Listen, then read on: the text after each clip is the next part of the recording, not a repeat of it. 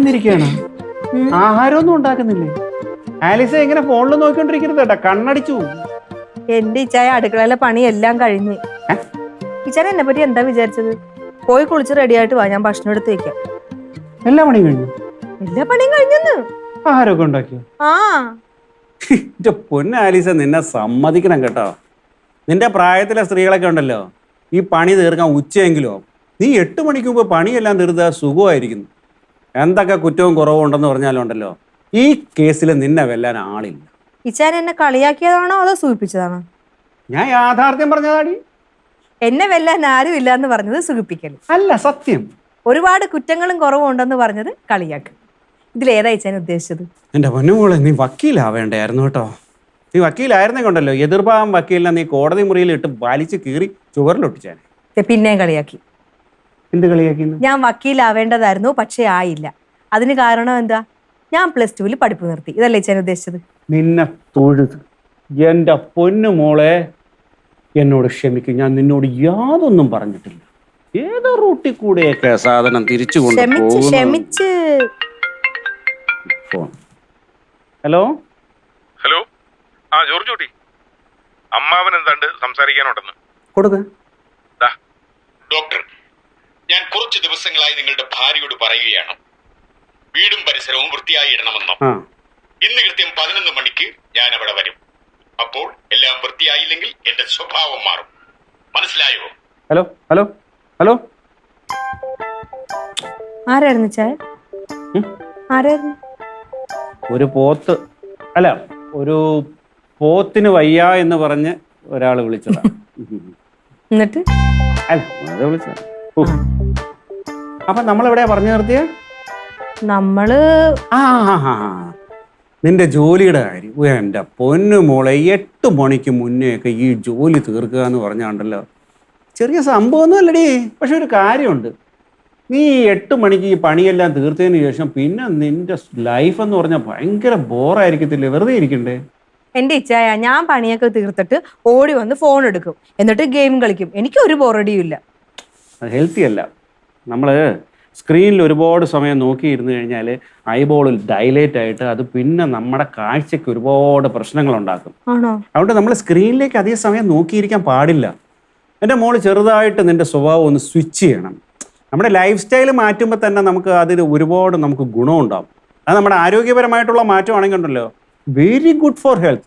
നമ്മുടെ വീടും പരിസരവും ഒക്കെ ഇച്ചിരി ഒന്ന് വൃത്തിയാക്കി ഇടുകയാണെങ്കിൽ നമ്മുടെ വീടും പരിസരവും വൃത്തിയായിട്ട് കിടക്കുകയും ചെയ്യും, നിനക്ക് എക്സസൈസും ചെയ്യും. കുനിയുമ്പോ ഉണ്ടല്ലോ, ഇറ്റ്സ് ഗുഡ് എക്സസൈസ്.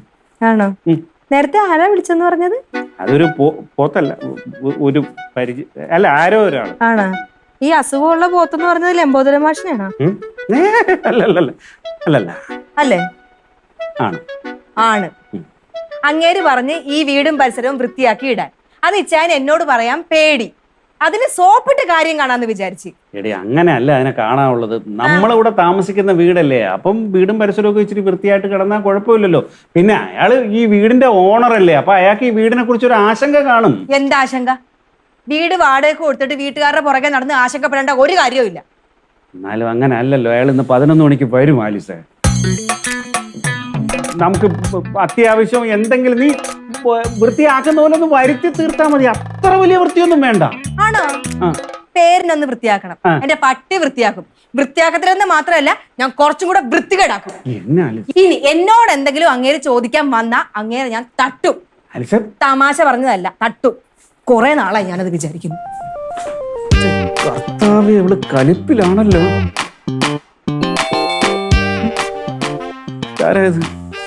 എന്തെങ്കിലുമൊക്കെ നടക്കും.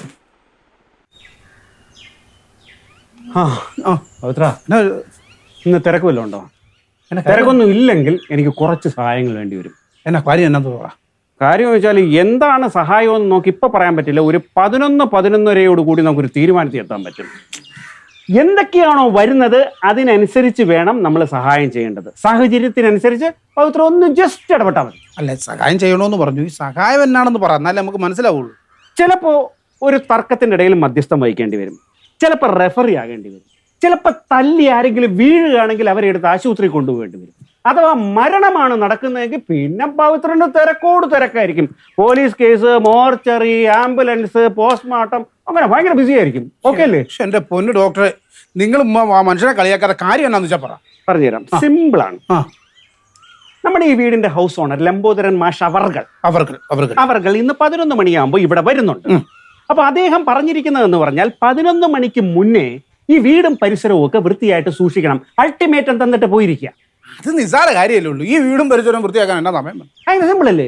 വളരെ സിമ്പിൾ ആണ്. പക്ഷെ ആലിസ് തയ്യാറല്ല.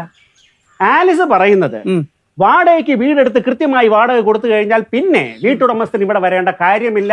അങ്ങനെ വന്നു കഴിഞ്ഞാൽ കൈകാര്യം ചെയ്യാൻ നമുക്ക് അവകാശമുണ്ട് എന്നാണ് അവളുടെ ശാസ്ത്രം. ഓഹോ, ചുരുക്കം പറഞ്ഞാൽ 11 മണിയൊക്കെ ആകാൻ നേരത്തെ ഈ ലംബോദരൻ മാഷ് ഇവിടെ വരും തെളിവെടുപ്പിന് വേണ്ടിയിട്ട്. ഈ സമയത്ത് ആലീസ് കയറി തടയുന്നു. ആദ്യം വാക്ക് തർക്കം, പിന്നെ കയ്യാങ്കളി. ഇതല്ലേ ഉദ്ദേശിച്ചത്? ഇത് തന്നെയാണ് ഉദ്ദേശിച്ചത്. എനിക്ക് പോയിട്ട് വേറെ പണിയുണ്ട്. നിങ്ങൾ നിങ്ങളുടെ കാര്യം നോക്കുക. അങ്ങനെ ഒറ്റക്കിട്ടിട്ട് പോകാൻ പറ്റില്ല. പരിഹാരം പറഞ്ഞിട്ട് പോകുന്നേ. ഇതിനിപ്പോ ഞാൻ എന്നാ പറയാനാന്ന് പറയാം. ഒന്ന് ആലോചിക്ക്. ഞാനും ആലോചിക്കാം.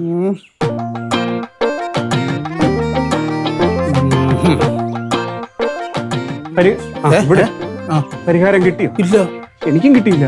എന്റെ മാഷ് ഇവിടുന്ന് ഇറങ്ങിപ്പോണ്ടി വരുമെന്നേ. ഇതിപ്പോ ഒരു കാട്ടാന മത വിളങ്ങി വന്നാൽ അതിനെ തടയാൻ നമുക്ക് എളുപ്പമാണ്. ഇതിപ്പോ ആലി തടഞ്ഞു വന്നു കഴിഞ്ഞാൽ എങ്ങനെ തടയും?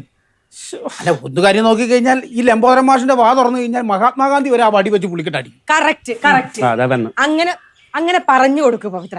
അയാളെ പരിചയമുള്ള സകലമാന ആളുകളും പറയും അയാൾക്ക് ഒരു അടിയുടെ കുറവുണ്ടെന്ന്. പക്ഷെ ഇച്ചാന് മാത്രം അങ്ങേരോട് മുടിഞ്ഞ പ്രേമം. എനിക്കൊരു പ്രേമവും ഇല്ല. നമുക്ക് ഇഷ്ടമില്ലാത്തവരൊക്കെ നമ്മൾ തല്ലുവോ? ഈ ലോകത്ത് പലതരം ആൾക്കാരെ കാണും. എല്ലാവരെയും സഹിക്കാനുള്ള ഒരു മനസ്സ് നമുക്ക് വേണം. നമുക്ക് ഇഷ്ടമുള്ള പോലെ എല്ലാവരും ഇടപെടണമെന്നൊന്നുമില്ല. സഹിഷ്ണുത വേണം. സഹിഷ്ണുത വേണ്ട, എനിക്ക് അതിന്റെ ആവശ്യമില്ല. അതന്നെ പവിത്ര, വാടക കൃത്യമായിട്ട് എണ്ണി കൊടുത്തിട്ടല്ലേ ഞങ്ങൾ ഇവിടെ താമസിക്കുന്നത്. പിന്നെ എന്തിനാ അയാൾ കൂടെ ഇവിടെ വന്ന് പരിശോധന നടത്തുന്നത്? എനിക്ക് വേണ്ടിയാണോ അതെ എനിക്ക് വേണ്ടിയാണോ? ചെറിയ ന്യായം കണ്ടത്, അതാണ്ട് ഞാൻ ചോദിച്ചു. പവിത്രന് അറിയാവുന്ന വക്കീലന്മാർ വല്ലവരും ഉണ്ടോ? കേസ് വല്ലതും കൊടുക്കാനോ? എനിക്കൊരു ജാമ്യം എടുത്തു വെക്കാനാ. അതിനകത്തിന് ഇന്ന് മിക്കവാറും ഞാൻ അയാളെ തട്ടു. കണ്ട ഇതാണ് സ്വഭാവം. എന്ത് ചെയ്യൂന്ന് പറഞ്ഞാൽ നിങ്ങൾ ബഹളം ഉണ്ടാക്കാം. സാറി ഒന്ന് ഹോസ്പിറ്റലിൽ പോകും. റെഡിയാകും. ചെല്ലിപ്പോ. ആലീസിന് ഞാൻ പറഞ്ഞ് റെഡി ആയിക്കോളാന്ന്. ചെല്ലെന്നേ. ഓ ചെല്ല്. അവിടെ എന്നെ വെറുതെ സോപ്പിടാൻ നിൽക്കരുത്. അയാൾ ഇന്ന് വന്നാൽ ഞാൻ 2 പറഞ്ഞിരിക്കും. എന്റെ ആലീസെ, നമ്മളൊരു കാര്യം മനസ്സിലാക്കണം. എടുത്തു ചാടാൻ എല്ലാത്തിനും എളുപ്പമാണ്. ഇങ്ങനെയുള്ള സാഹചര്യങ്ങൾ നമ്മൾ എന്ത് ചെയ്യണം? ബുദ്ധി ഉപയോഗിക്കണം. എന്ത്? അതും ഈ ലംബോദരൻ മാഷിനെ പോലുള്ള ഒരാളെ മെരുക്കിക്കൊണ്ട് പോകണമെന്നുണ്ടെങ്കിൽ ബുദ്ധി വേണം. ബുദ്ധി. അയ്യോ, എനിക്ക് അയാളെ മെരുക്കണ്ട. എന്റെ ആലീസെ, ഈ ലംബോദരൻ മാഷിനെ ഒടിച്ചു മടക്കി കൂടെ കൊണ്ടു നടന്നാൽ ഗുണം പലതുണ്ടെന്ന്. എന്ത് ഗുണം? ഒന്നാമത്തെ കാര്യം, ഈ ഒരു ചെറിയ വാടകയ്ക്ക് ഇതുപോലൊരു വലിയ വീട് ഈ പഞ്ചായത്ത് കിട്ടുമല്ല. 2, എന്തെങ്കിലും ഒരു അത്യാവശ്യം വന്നാൽ ഓടി വരാൻ ഓമനക്കുട്ടനും സുലോചനയും ഉണ്ട്. പിന്നെ എന്തിനാ നമ്മൾ ഇവരെയൊക്കെ പിണക്കി ചിറക്കി പോകാന്ന് പറയുന്നത്? എന്നാലും സഹിക്കുന്നതിന് ഒരു പരിധിയില്ലേ പവിത്ര? അതുകൊണ്ടാണ് ഞാൻ പറഞ്ഞത് ഇവിടെ വളരെ ബുദ്ധിപരമായിട്ട് നമ്മൾ കാര്യം ചെയ്യണമെന്ന്. ഈ ഭാവിയിൽ ഒരു തരത്തിലും പ്രശ്നം വരാതിരിക്കാൻ വേണ്ടിയിട്ട് ഈ പുള്ളിനെ ഒടിച്ചു മടക്കി നമ്മളൊരു കുപ്പിയിൽ അങ്ങ് ആക്കണം. അങ്ങനെ ഞാൻ പറഞ്ഞു തരാം. ഈ ലംബോദരൻ മാഷ് എന്ന് പറയുന്ന വ്യക്തി ഒരു ശുദ്ധന. ശുദ്ധൻ ദുഷ്ടന്റെ ഫലം ചെയ്യുന്നതാണല്ലോ പ്രമാണം. ഒന്ന് സോപ്പിട്ട് നിർത്തിയാൽ ഈ പുള്ളി കൂടെ അങ്ങ് നിന്നോളൂ. അതെങ്ങനെയാ പവിത്ര? എന്റെ ആലീസ, ഈ വീട്ടിലുള്ളവരും നാട്ടിലുള്ളവരും പുള്ളിയെ ബഹുമാനിക്കുന്നില്ലെന്നുള്ളതാണ് പുള്ളിയുടെ ശരിക്കുള്ള പ്രശ്നം. സത്യം പറഞ്ഞ ആലീസ് ഒന്ന് സോപ്പിട്ട് ബഹുമാനിച്ചൊന്ന് കൂടെ നിർത്തിയാൽ പുള്ളി അവിടെ അങ്ങ് നിന്നോളും. ഇഷ്ടപ്പെട്ട് കഴിഞ്ഞാണ്ടല്ലോ പുള്ളി ചങ്ക് പറിച്ചു തരും. പിന്നെ സ്വന്തം മകൾ സുലോചനയെക്കാട്ടിലും ഇഷ്ടമായിരിക്കും ആലീസിനോട്. ആലോചിച്ച് നോക്ക്. ഒരു യുദ്ധത്തിനേക്കാൾ നല്ലതല്ലേ സമാധാനം?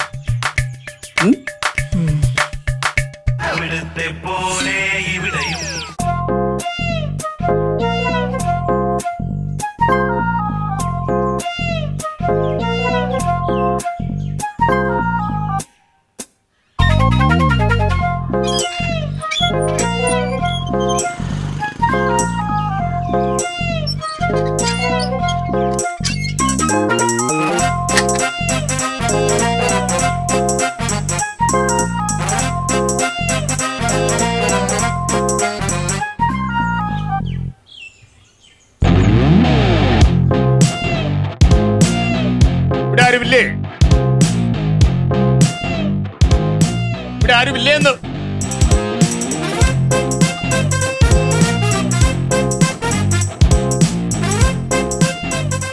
അല്ല, ഇതാരും ലംബോദരൻ മാഷ? ഇത്രയും അത്ഭുതപ്പെടണ്ട. 11 മണിക്ക് ഞാൻ വരുമെന്ന് വിളിച്ചു പറഞ്ഞിരുന്നു. ഞാൻ മാഷിനെ പ്രതീക്ഷിച്ചിരിക്കുവായിരുന്നു. അതിനു മുമ്പ് 3 കാര്യങ്ങൾ. പലതവണ ഞാൻ ആവർത്തിച്ചിട്ടും നിങ്ങൾ നടപ്പിലാക്കാത്ത 3 കാര്യങ്ങൾ. 1, പുറത്തെ ഗേറ്റ് ഇങ്ങനെ തുറന്നിടുന്ന ഞാൻ പലവട്ടം പറഞ്ഞിട്ടുണ്ട്, നിങ്ങൾ കേട്ടില്ല. 2, വീടും പരിസരവും വൃത്തിയായി സൂക്ഷിക്കണമെന്ന് ഞാൻ പറഞ്ഞു, നിങ്ങൾ കേട്ടില്ല. 3, ഈ വാതിൽ ഇങ്ങനെ മലർക്ക തുറന്നിടുന്ന പലവട്ടം ഞാൻ പറഞ്ഞു, നിങ്ങൾ കേട്ടില്ല. അല്ല, എനിക്ക് മനസ്സിലാവാത്തോണ്ട് ചോദിക്കുക. നിങ്ങൾക്ക് മലയാളം പറഞ്ഞാൽ മനസ്സിലാവില്ല. അയ്യോ മാഷേ, മാഷ് ഇങ്ങനെ ചൂടാവല്ലേ. സത്യം എടുത്തേ, മുറ്റം വൃത്തിയാക്കാൻ പോവായിരുന്നു. ദേ ചൂല്. ഒരാള് വീട്ടിൽ കയറി വരുമ്പോ ചൂലുമായിട്ടാണോ സ്വീകരിക്കുന്നത്? വലിയ താമസിയാതെ ഈ ചൂല് കൊണ്ട് 2 എണ്ണം താ വാങ്ങിക്കും. സോറി മാഷേ, മാഷ് ഇരിക്കെ, ഞാൻ കുടിക്കാൻ എന്തെങ്കിലും എടുക്കാം. ഞാൻ പലവട്ടം പറഞ്ഞിട്ടുണ്ട്, അന്യ വീടുകളിൽ നിന്നും ഞാനൊന്നും കഴിക്കില്ല. മാഷ് ഇതൊരു അന്യ വീടായിട്ട് കാണുന്നതാ പ്രശ്നം. എനിക്ക് മാഷ് അന്യനായിട്ട് ഇതുവരെ തോന്നിയിട്ടില്ല. ദേ ഞാനൊരു കാര്യം പറയട്ടെ, എനിക്കില്ലേ മാഷിനെ കാണുമ്പോ എന്റെ അപ്പച്ചനെ ഓർമ്മ വരും. പിന്നെ എന്റെ അപ്പച്ചൻ ഇങ്ങനെയല്ലേ ഇരിക്കുന്നത്, മൊട്ടത്തലേ. മാഷേ, കുഞ്ഞുനാളിലുണ്ടല്ലോ അപ്പച്ചൻ എന്തു പറഞ്ഞാലും ഞാൻ അനുസരിക്കത്തില്ല. അപ്പൊ അപ്പച്ചൻ എന്നോട് ഭയങ്കരമായിട്ട് ദേഷ്യപ്പെടുവേ. ദേഷ്യപ്പെടുമ്പോ എന്റെ അപ്പച്ചനെ കാണാൻ എന്തൊരു സുന്ദരനാന്നറിയോ. ദേ മാഷില്ലേ ദേഷ്യപ്പെടുമ്പോ ഭയങ്കര സുന്ദരനാ. അത് കാണാൻ വേണ്ടിട്ടാ മാഷ് വരുമ്പോഴത്തേക്ക് ഞാൻ ഈ ഗേറ്റൊക്കെ ഇങ്ങനെ തുറന്നിടുന്നത്. അങ്ങനെ ഗേറ്റ് തുറന്നിട്ടാൽ നാട്ടിലെ പൂച്ചകളും നായ്ക്കളും അകത്ത് കയറില്ലേ? അതടഞ്ഞു തന്നെ കിടക്കട്ടെ. ഇനി അങ്ങനെ ശ്രദ്ധിച്ചോളാം മാഷെ. ഞാൻ ഇന്ന് രാവിലെയും കൂടെ ഇച്ചായനോട് പറഞ്ഞതേ ഉള്ളൂ, ലംബോദരൻ മാഷിനെ പോലെ കഴിവ് സാമർഥ്യമുള്ള ആരെങ്കിലും ഈ നാട്ടിലുണ്ടോന്ന്. ഓ പോരാഞ്ഞിട്ട് മാഷ് എന്തുമാത്രം സ്വത്താ സമ്പാദിച്ചേക്കുന്നത്. 2 വീടും. 2 അല്ല 4 ഉണ്ട്. ആണോ? 1 ഇത്, 1 സുലോചന താമസിക്കുന്ന വീട്, 1 എന്റെ തറവാട് വീട്, മറ്റൊന്നുകൂടി ഞാൻ വാടകയ്ക്ക് കൊടുത്തിട്ടുണ്ട്. ഓ മാഷിനെ സമ്മതിക്കണം. മാഷിന് ഒരു കാര്യം അറിയോ, ഞങ്ങൾ ഈ വീട്ടിൽ താമസിക്കാൻ തുടങ്ങിയപ്പോ തൊട്ടേ എന്തൊരു സമാധാനാന്നറിയോ. മുമ്പ് ഞങ്ങള് താമസിച്ച വീടില്ലേ, എന്റെ പൊന്നു മാഷേ, ആ വീട്ടിൽ കേറിയപ്പോ തൊട്ട് ഞാനും ഇച്ചാനും തമ്മിൽ പൊരിഞ്ഞ വഴക്ക. ആ വീടിന്റെ ദോഷമാന്നേ, ചില വീട് അങ്ങനാ. പലരും അത് പറയാറുണ്ട്. പക്ഷെ ഈ വീടിന്റെ ഐശ്വര്യം പറയാതിരിക്കാനേ വയ്യ. സത്യത്തിൽ അത് മാഷിന്റെ ഐശ്വര്യവാ. അതുകൊണ്ട് ഞാൻ മാഷിന് വേണ്ടിട്ട് ദിവസവും മുട്ടിപ്പായിട്ട് പ്രാർത്ഥിക്കാറുണ്ട്. ഈ മുട്ടത്തലേന്റെ തലയിൽ ഇടുത്തി വീഴണേന്ന്. എന്നാൽ ഞാനൊരു സത്യം അങ്ങോട്ട് പറയട്ടെ. പറഞ്ഞ മാഷേ. ആലീസിനെ കണ്ടപ്പോ മുതൽ എനിക്ക് തോന്നിയത് നീ ഒരു അഹങ്കാരി ആയിരിക്കുമെന്ന്. പക്ഷെ ഇപ്പോ ആ ധാരണ എനിക്ക് മാറി.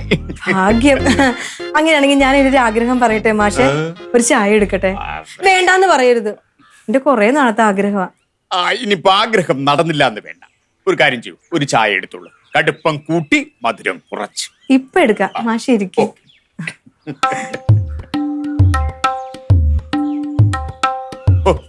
കഷ്ടം, എന്ത് നല്ല കുട്ടി, ഞാൻ വെറുതെ തെറ്റിദ്ധരിച്ചു.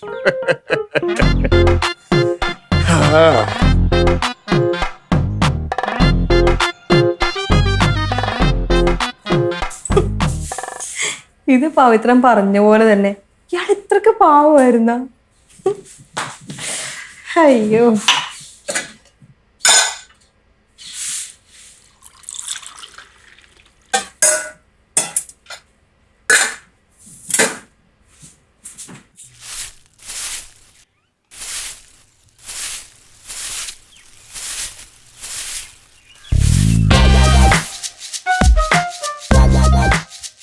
പോയാ?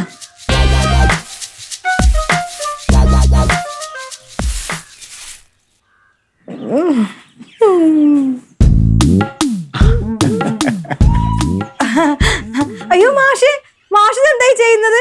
അല്ല, ചായ എടുക്കുന്നവരെ സമയമുണ്ടല്ലോ, അതുവരെ വെറുതെ ഇരിക്കണ്ടെന്ന് കരുതി. അതൊക്കെ അവിടെ ഇട്ടിട്ട് മാഷ് ഇങ്ങോട്ട് വന്നേ.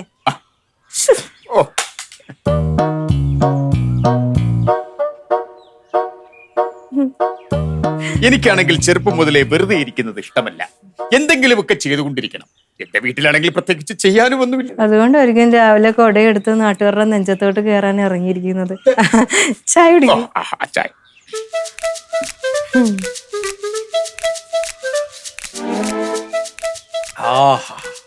നല്ല ചായ. ഇതുപോലൊന്നും ചായ ഇടാൻ സുലോചനയ്ക്ക് അറിയില്ല. ഞാൻ അവളെ എപ്പോഴും വഴക്ക് പറയും. അവൾക്കാണെങ്കിൽ അവളുടെ ഭർത്താവ് പറയുന്നത് കേൾക്കാൻ ഈ സമയമുള്ളൂ. അവനാണെങ്കിലും ഒരു നിർഗുണ പരബ്രഹ്മവും. ഞാനും എപ്പോഴും ഓർക്കും മാഷെ, ഒരു ജോലി ഉള്ളതിന് പോവാതെ ലീവ് എടുത്തിട്ട് അമ്മായിയച്ഛന്റെ ചെലവിൽ ജീവിക്കാന്ന് പറഞ്ഞ എന്തൊരു മോശമാണല്ലേ ഇതൊക്കെ. എന്ത് ചെയ്യാം, ചില ജന്മങ്ങൾ അങ്ങനെയായിപ്പോയി.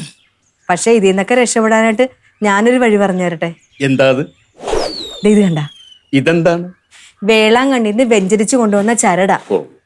ഈ ചരട് നമ്മുടെ കയ്യിൽ കെട്ടിക്കഴിഞ്ഞാൽ പിന്നെ ഒരു പ്രയാസവും പ്രശ്നവും നമുക്ക് ഉണ്ടാവത്തില്ല. നമ്മുടെ മനസ്സിൽ എന്ത് വിചാരിച്ചോ അത് നടന്നിരിക്കും. സത്യം.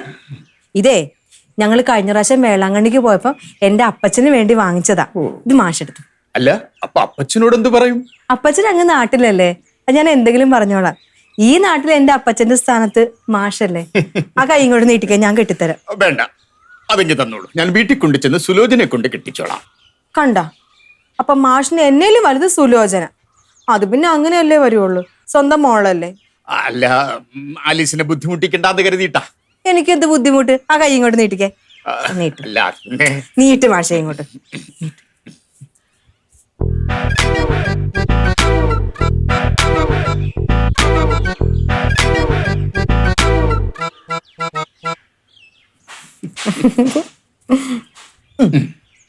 ഇതോടുകൂടി മാഷിന്റെ എല്ലാ പ്രശ്നവും മാറും.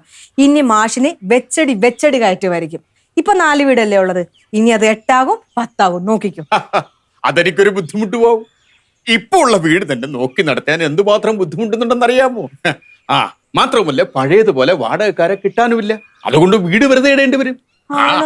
പിന്നെ കുഴപ്പമില്ല, വീടല്ലേ, അവിടെ വെറുതെ കിടന്നോളും. അതിന് ചോറൊന്നും കൊടുക്കണ്ടല്ലോ. മാഷിന്റെ ഒരു കോമഡി. എന്തായിരുന്നാലും ഇപ്പൊ ഇവിടെ വരാൻ തോന്നിയത് ഈശ്വരാനുഗ്രഹമാണ്. സത്യം. ഇനി ഇടക്കിടക്ക് ഞാൻ വരും. ഉറപ്പായിട്ട് വരണം. ഒരു മോൾ ഇവിടെ കാത്തിരിക്കുന്നുണ്ട് കേട്ടോ അച്ഛാ. അയ്യോ മാഷേ, ശരി. അല്ല, മുറ്റമടിച്ചു തീർന്നില്ല, ഞാൻ ബാക്കി കൂടി ചെയ്തിട്ട് പോട്ടെ. അയ്യോ വേണ്ട മാഷേ, അത് ഞാൻ ചെയ്തോ. ഓ ശരി ശരി. അയ്യോ, ഇയാൾ ഇത്രക്കും പൊട്ടനായിരുന്ന. എന്തായാലും അടുത്ത കാലത്തൊന്നും ഇയാൾ ഇനി ഇങ്ങോട്ട് വരാൻ പോണില്ല. കഷ്ടം.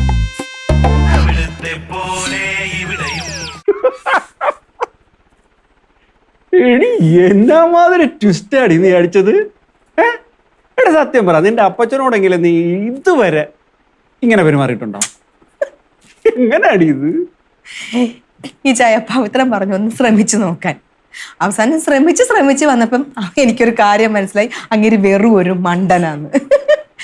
പിന്നെ എനിക്കും നല്ല രസം പിടിച്ചു. അടിപൊളി. എന്നാലും എനിക്ക് ഒരു കാര്യത്തിൽ സമാധാനമുണ്ട്. ഇനി അങ്ങനെ ഉടക്കം പറഞ്ഞ് ഇങ്ങോട്ട് വരത്തില്ലല്ലോ. നമുക്ക് സമാധാനമായിട്ട് ഇവിടെ ജീവിക്കാം. അതിനാകെ ചെലവ് വന്നത് ഒരു കപ്പ് ചായ, പിന്നെ അവിടെ കിടന്നൊരു ചരടും. ശരിയായിട്ട് അതല്ലല്ലോ. ശരിക്കുള്ള ഇൻവെസ്റ്റ്മെന്റ് എന്ന് പറയുന്നത് നിന്റെ നാവല്ലേടി. എന്നാ മാതിരി വർത്താനം പറഞ്ഞാടി നീ അങ്ങനെ കുപ്പിയിലാക്കിയ. ഇപ്പൊ ഒരു കാര്യം മനസ്സിലായില്ലേ? മതം പൊട്ടി വരുന്ന ഒരു ആനയാണെങ്കിലും ബുദ്ധി ഉണ്ടെങ്കിൽ നമുക്ക് അതിനെ തളയ്ക്കാം. ഇനിയെങ്കിലും നിന്റെ എടുത്തുചാട്ടമൊക്കെ മതിയാക്കി എന്റെ പൊന്നുമോള് ബുദ്ധി പ്രയോഗിച്ച് ജീവിക്കും. ആലോചിക്കാം. സത്യം പറയാലോ സുലോചനെ, നമ്മൾ പുറമേ കാണുന്നത് പോലല്ല പലരും. പുറമേ ഒരു മുഖം, അകത്ത് വേറൊരു സ്വഭാവം. ആളുകളെ ശരിക്കറിയണമെങ്കിൽ അടുത്തിടപഴകണം. അച്ഛ കൊറേ നേരമല്ലേ ഇങ്ങനെ പറഞ്ഞുകൊണ്ടിരിക്കുന്നത്? എന്താ സംഭവം? നിനക്ക് മനസ്സിലായില്ലേ? ഇന്നലെ ഒരു അച്ഛൻ്റെ അടുത്ത് നല്ല സ്നേഹത്തോടെ നടന്ന ആരോ ഇന്നലെ വൈകിട്ടായപ്പോ അച്ഛനെ തന്തയ്ക്ക് വിളിച്ചു. അത് തന്നെ. നിനക്ക് ആളുകളെ മനസ്സിലാക്കാനുള്ള കഴിവില്ല. നീ കരുതും പോലെയല്ല പലരും. ഉദാഹരണത്തിന് നീ എന്നെ കുറിച്ച് എന്താണ് മനസ്സിലാക്കി വെച്ചിരിക്കുന്നത്? അതിപ്പോ അമ്മാവൻ വലിയ കൃത്യനിഷ്ഠക്കാരനാണ്, ഭയങ്കര കഠിനാധ്വാനിയാണ്, ഈ പ്രദേശത്തെ ഏറ്റവും വലിയ കാശ്യകാരനാണ്, പിന്നെ അർത്ഥ കൈക്ക് ഉപ്പ് തേക്കാത്ത ഒരു ദുഷ്ടനാണ്, പിന്നെ സ്വന്തം മരുമകനായ എനിക്ക് പോലും 5 പൈസ തരാതെ മൊത്തം കെട്ടിപ്പിടിച്ചു വെച്ചോണ്ടിരിക്കുന്ന ഒരു പിശുക്കനും കൂടെയാണ്. മതി മതി മതി മതി മതി. നീ എന്നെ കുറിച്ച് മനസ്സിലാക്കി വെച്ചിരിക്കുന്നത് ഇതൊക്കെയാണല്ലേ? എല്ലാം എനിക്കതിൽ അഭിമാനമുണ്ട്. പക്ഷേ ഞാൻ ഇന്ന് ആലീസുമായി സംസാരിച്ചപ്പോഴാണ് എനിക്ക് മനസ്സിലായത്, ഇത്രയും വൃത്തിയുള്ള അടക്കവും ഒതുക്കമുള്ള ഒരു പെൺകുട്ടി ഈ ലോകത്തിന് വേറെ കിട്ടാനില്ല. ഓ അത് ശരി. അപ്പൊ ആലീസിനെ പറ്റിയാണ് ഇത്രയും നേരം പറഞ്ഞുകൊണ്ടിരുന്നത്. എന്ത് പറ്റി? ഇതൊന്നും ആയിരുന്നില്ലല്ലോ അവളെ പറ്റിയുള്ള അഭിപ്രായം. അതല്ലേ ഞാൻ നേരത്തെ പറഞ്ഞത്. സത്യത്തിൽ അവൾ എന്നെ ഞെട്ടിച്ചു കളഞ്ഞു. ഇത്രയും സ്നേഹവും കരുതലുമുള്ള ഒരു പെൺകുട്ടി ഇക്കാലത്തുണ്ടെന്നുള്ളത് തന്നെ അത്ഭുതമാണ്. അമ്മാവ ഇത് ഏത് ആലീസിന്റെ കാര്യമാണ് ഈ പറയുന്നത്? ഡോക്ടർ ജോർജ് കുട്ടിയുടെ ഭാര്യ ആലീസ്. അമ്മാവ എന്ത് ഞങ്ങളെ കളിയാക്കുകയാണ്? ആലീസ് എന്തോ കാര്യമായിട്ട് പ്രയോഗിച്ചിട്ടുണ്ട്, അല്ലെങ്കിൽ അച്ഛൻ ഇങ്ങനെയൊന്നും പറയൂല. സത്യത്തിൽ അവൾ എനിക്ക് പിറക്കാതെ പോയ മകളാണ്. മോളെ, നീയും അവളെ കണ്ടുപഠിക്കണം. അയ്യോ, എന്റെ ഈ പ്രായത്തിൽ ഇനി ഞാൻ ആരെയും കണ്ടു പഠിക്കുന്നില്ല. എന്തായാലും ആലീസിന്റെ പേരിൽ ഇനി ഒരു വഴക്കുണ്ടാവില്ലല്ലോ, അത് മതി. അല്ല അമ്മാവ, നമ്മുടെ മൃഗാശുപത്രിയിൽ വർക്ക് ചെയ്യുന്ന ജോർജ് കുട്ടിയുടെ ഭാര്യ ആലീസിന്റെ കാര്യം തന്നെയാണോ പറയുന്നത്? അതേന്ന് പറഞ്ഞില്ലേ? അമ്മാവ പേടിപ്പിച്ചോളാം.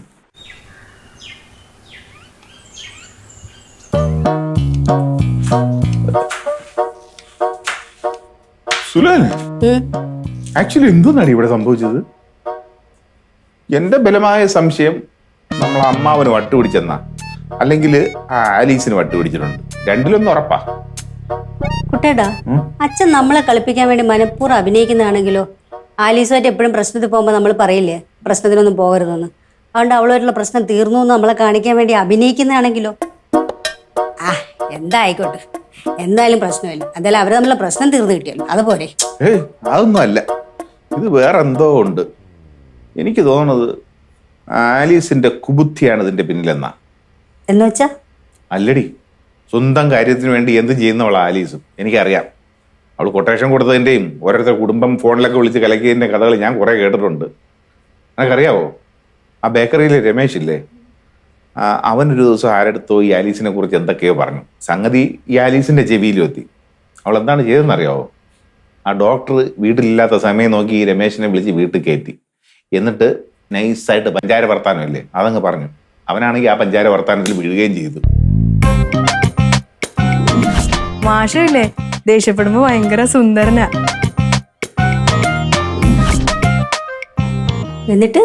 എന്നിട്ട് ചായ കുടിക്കാനെന്ന് പറഞ്ഞ് അവനെ നിർബന്ധിച്ചു. അവൻ വേണ്ടാന്നൊക്കെ പറയാണ്, പക്ഷെ ഇവള് നിർബന്ധിച്ച് അവനെ ആ ചായ കുടിപ്പിച്ചു.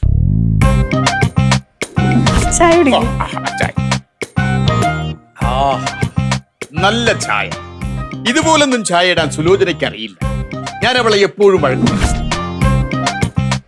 എന്നിട്ട് ചായ കുടിയൊക്കെ കഴിഞ്ഞിട്ട് രമേശ് ഹാപ്പി ആയിട്ട് രമേശിന്റെ വീട്ടിലെത്തി. വീട്ടിലെത്തിയപ്പോഴാണ് രമേശിന് മനസ്സിലായത് സംഗതി പാളിയല്ലോ എന്ന്.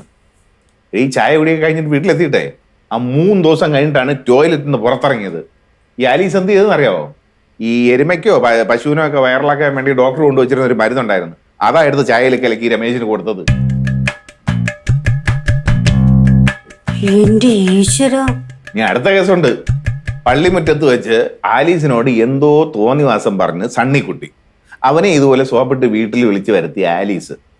എന്നിട്ട് സ്നേഹത്തോടു കൂടി കയ്യിലൊരു ചരട് കെട്ടിക്കൊടുത്തു. വേളാങ്കണ്ണിയിൽ നിന്ന് കൊണ്ടുവന്ന ചരടെന്ന് പറഞ്ഞാ കെട്ടിക്കൊടുത്തത്. ഇതേ ഞങ്ങൾ കഴിഞ്ഞ പ്രാവശ്യം വേളാങ്കണ്ണിക്ക് പോയപ്പോ എന്റെ അപ്പച്ചന് വേണ്ടി വാങ്ങിച്ചതാ. ഇത് മാഷെടുത്തു. അല്ല, അപ്പൊ അപ്പച്ചനോട് എന്ത് പറയും? അപ്പച്ചൻ അങ്ങ് നാട്ടിലല്ലേ, ഞാൻ എന്തെങ്കിലും പറഞ്ഞോളാം. ഈ നാട്ടിൽ എന്റെ അപ്പച്ചന്റെ സ്ഥാനത്ത് മാഷല്ലേ. ആ കൈ ഇങ്ങോട്ട് നീട്ടിക്കാൻ ഞാൻ കെട്ടിത്തരാം.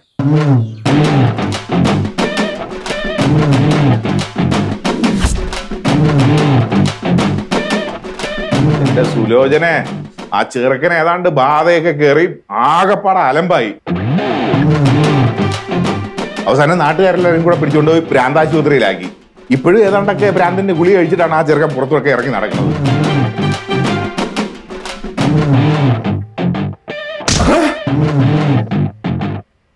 അയ്യോ കുട്ടേട്ട, അച്ഛൻ. അയ്യോ അമ്മ.